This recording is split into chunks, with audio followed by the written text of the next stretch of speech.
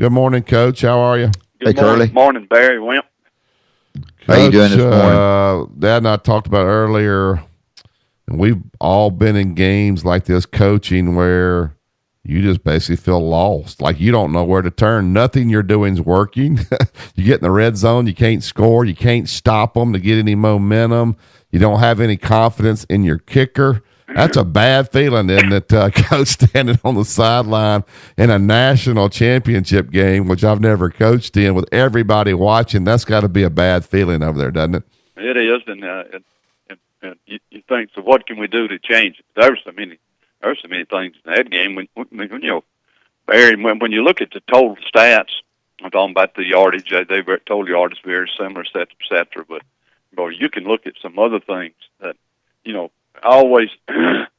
There were 100, and I said when I watch a game that I'm really excited about looking at, I'll just take the long legal pad and go play by play all the way down. There was 167 total plays or opportunities in that game last night for the players, coaches to make a difference, to give yourself a chance to win it. And that's offense, defense, and kicking game. And Alabama had 27 plays of +8 or more yards in that game. And you just take little things like it. Alabama's DBs look slow. First time I've seen them all year. Whereas Clemson's, they look quicker, more confident, and just so many things involved. The fake field goal, for example. Clemson knows from the press box. They already yelling down, alert for the fake, because of the Alabama sideline telegraphed it. Special team coaches there, and they talk. If you fake field goal, whatever you want to call it, Barry's team, you just yell Barry's team. And field goal teams goes out there with the same body language, and you go in there, and if the look is there, you run the fake. If the look is not there, once again, yell Omaha, line up and kick the ball. Things like that. And everybody knew that it was a fake was called. Shoot, Clemson lined up with 6 or 7 guys dropped off. And so anyway, there's other things. Alabama was 4 out of 13 on third downs. Clemson 10 out of 15. That could be dominating, and I can't really exactly remember. Fourth downs, Alabama was 0 for 4 or something along those lines. Those are all possessions downs where you lose the ball. So there was so much inconsistency in the game, and to top it all off, Clemson's confidence level, pretty much after the game started, it just grew and grew. And you take Clemson's last drive, it didn't have anything to do with the outcome. It just had to do with an attitude. 14 plays, 90+ yards to run the clock out, starting on the 1 yard line or 2 yard line. You're right. It was a total different mindset, and we just played what Coach Saban said. Were you surprised that Coach? I think there was 40-something seconds in the second quarter. You got Tua, he can get the ball down the field fast, and he just let the clock run out. It was almost like they felt defeated right there. Like, let's just get to the locker room. Did that shock you, Coach, that he let the second quarter just run right out? It did, but I think he was probably the frustration or the football team the first half said, well, let's just regroup and go back in and start all over again. But I was a little bit surprised. I told Tammy Weiss that, and I said, I can't believe that they don't mustered up here a little bit, especially with, for 14 ball games, how explosive they've been. And that surprised me. The other big surprise was I think Clemson had 1 penalty and Alabama had 6, which they figured in big time. But there were so many plays in the game. Gee whiz, 2 fumbles that Alabama got that very easily. If the lineman hadn't been there, Clemson got those. The fake field goal, we've talked about that. Clemson's a little thing in the kicking game. Clemson, all except I think 1, their kickoffs were deep in the end zone touchbacks.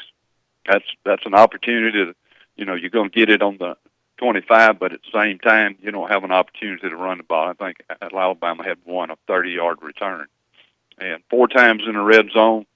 I think the first half, no points, and just so many things when you chart it and you look at it. And as the game went on, they're a very confident football team, and Clemson's got talent. There's no doubt about that. freshman quarterback is a special young player. Etienne is a great running back. Just going to keep getting better and better. But then you go back and look at Alabama's running backs. Gee whiz, Harris, I think was 9 for 59 yards. Najee Damon was 11 for 57. Jacobs 11 for 41. They were running the football, and it just other areas broke down. Like I said, 167 total plays or opportunities for some young men to make a difference in the ball game, and that's a lot of opportunities. Yep. Well, I think if you look at the big picture, you've got to give a lot of credit to Clemson's offensive line. They did a great job of. You've got a quarterback that's not going to run it. He's going to throw it. That's all he's going to do. And you can't get to him because the offensive line is playing their fannies off. And secondly, the loss came with confusion. The defensive backs at Alabama were overcoached and confused. And Tua thought the pass was there several times, and it wasn't there because of the confusion they gave him trying to throw the football. So, to me, the effort that Clemson had with the offensive line and the confusion that they caused Alabama to have was big.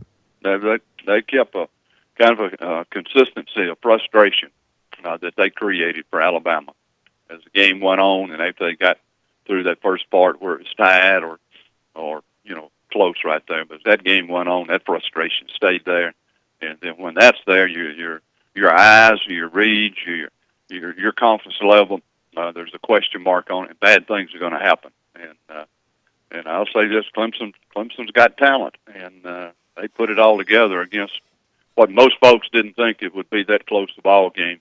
But they've got talent. Yeah, Curley, I know Alabama knew Justin Ross was a great player. They thought they had him all the way up until he announced, literally, I think that morning they thought he was coming. What a big miss that was in recruiting. Sometimes those things come back to bite you, and you miss him. Not only miss on him, but you miss him to Clemson, which, is pretty much closed the gap against Alabama. Boy, that was a big miss in recruiting, wasn't it, Curley? Big miss. Even though Alabama's got great receivers, there's one that got away, and it might have been when he said, "Heck, Alabama's got a bunch of them. Yeah. I can go to Clemson and play early." But boy, is he a special talent, and I think he's from what I've heard during the year, every now and then I'll talk to Woody McCorvey of some of the Clemson people up there, and they just said he's a special talent. What it does for the future. A guy like that from the state of Alabama, he kind of attracts other people from the state of Alabama to have an interest in Clemson. And, of course, I think Clemson now, I think they can go all over the country and recruit and create interest. Yeah, no doubt. So I couldn't hear. Curley, I know what it would be because I was there with Coach Bryant. You walk down to check your mail down at the other end. You walk softly and you walk by the staff room, and it was pretty quiet except for one man. That was Coach. I don't know if there'll be changes, but I don't think that the staff meetings will be a lot of fun. And I think Nick Saban will show you one thing publicly, but I think privately it will be pretty much of a different Nick Saban. What you're saying there, I sat there and was watching Coach Saban's body language, et cetera, and then his comments, body language, same, in the post-game podium talks, et cetera. But that's pretty close to what I was thinking last night, that there'll be some heads turning, and he's a perfectionist, and they were far from it. And I said, some of these guys might be leaving out of there or whatever. I told Tim, I said, to my knowledge, you're talking about Coach Bryant and all his years, that I could research at different people. He never fired anyone, and the only one that it's kind of like firing. I won't mention his name, but he told him, he said, "There's a job opening at this place, and you can get it, and you better take it." And so it might be some of that to it, and. But anyway, that was my feelings last night. There's going to be some heads turning a little bit. Well, especially if they've had some problems, maybe behind the scenes that we don't know because we're not in there every day. Sometimes it'll rear its ugly head at the most inopportune time. I think maybe even the people that follow Alabama have gotten a little full of themselves, thinking nobody can beat them. Curley, can this help Alabama refocus from all? I'm talking about all the way around, from the fan base to the coaching staff to the players. Or could this be something that maybe splinters them a little bit? And maybe I've never seen Coach not have an answer, and he really didn't last night. Which direction can this send the program? Well, sometimes the post game, it doesn't come out of your mouth exactly what you want to say. But I think with their organization and the way Coach Saban runs it, that with their recruiting, and that's the name of it. And I know he's frustrated. All the coaches frustrated. That no doubt they could have done a better job. It's just like the little thing that I shared on the fake that there was no doubt. Even watching it on TV, as soon as you saw the special teams coach, supposedly the guru that they hired from A&M a year ago, and all that communication on the sideline, Clemson was going to line up and say field goal. And they were playing it long before the kicker ever went on the field. Plus, you got a quarterback as the holder that doesn't look like what little bit I've ever seen him doesn't look like he is a quick-footed athlete. That's Dabo's son. He's the Alabama's Alabama. Yeah, so the backup quarterback. And so just little things like that. It was so obvious. So those are things Coach Saban will get corrected because he's a perfectionist, and the guys don't want to be there. He'll find another good coach to come in there. So, but with their recruiting, the talent they've got coming in with another one, I guess the number one recruiting class. And I'll say this: I don't know how many scholarships that whenever the next signing date is, how many Clemson's got, but they fixing to add to their signing group with some talent. Right. This was a national viewing, and every prospect in the country that hadn't signed was watching that. Yeah. No Will doubt. this hurt commitments to Alabama? Well, this hurt some people that I just saw yesterday. So and so committed. Will this affect? I was always afraid it would when I was coaching on a different deal. Will this affect commitments for Alabama? It might wind up maybe affecting one, but I think with the relationships that you have as a head coach and the assistant coach on the recruiting, it probably won't. And with everything that Alabama has done up to that game, they just have to go back and handle. If any question marks, they have to go back and kind of handle it with a little kid glove and ensure the remaining prospects ever how many they could still sign.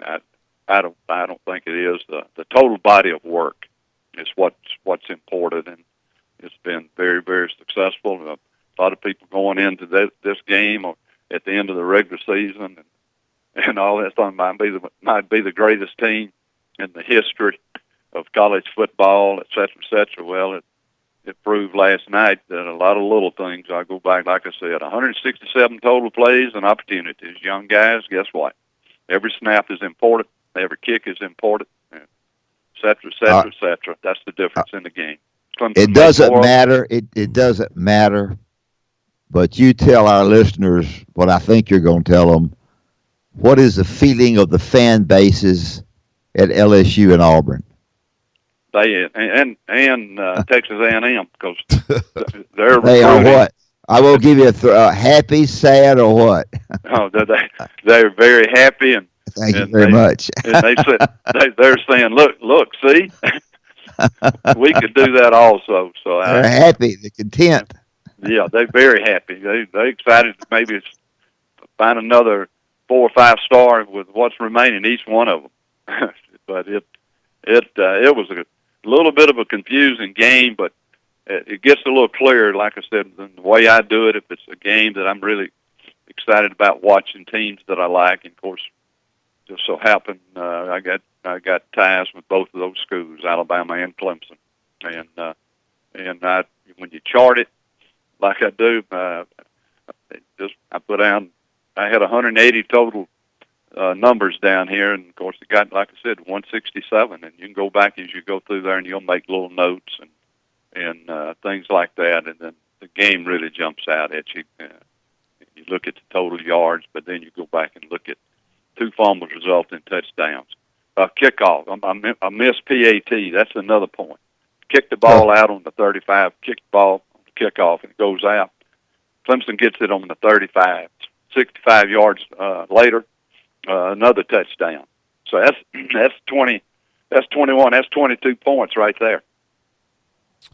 Yeah, it's kind of amazing what coaches built. You know, as a guy who follows Alabama, you feel like you're 7-6 or something. You know, you look at, wait a minute, these guys were 14-1. How long? You know, I think you remember the losses more than you do the wins. But hopefully, in the next several days, when those players kind of get away from it, the hurt will still be there, but they can still look back. Damian Harris, Christian Miller, all these senior guys, these guys that are coming back and really kind of appreciate what they did. I think you'll see Nick Saban, when he talks to the media, defend his players to them, because there'll be a lot of people being negative about those guys. It's a new thing. That doesn't happen much, does it, Coach? But it's, you know, at some point you got to look back and say, you know what, we did accomplish a lot. It's just a little bit early to do that right now.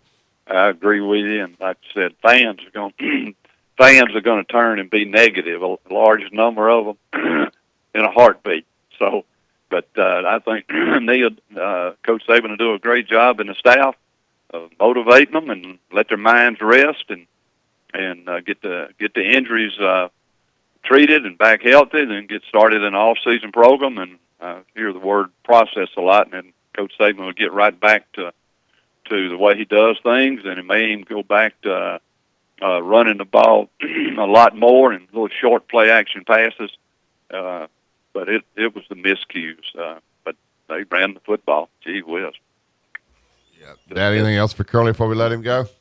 No, I can't think of anything. Herbert, you stay on with us next for a while on every Tuesday. We look forward to having you.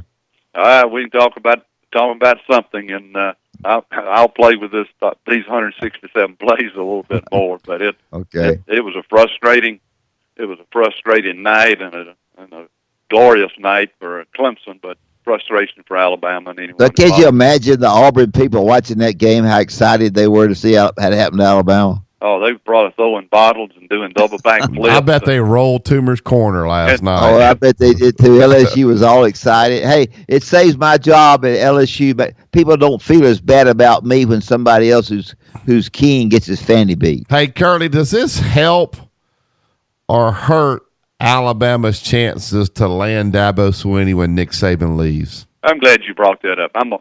This is my gut feeling. Like I said, I'm close to Dabo and Woody McCorvey and Danny Pearman and several of those guys up there. This is my personal opinion.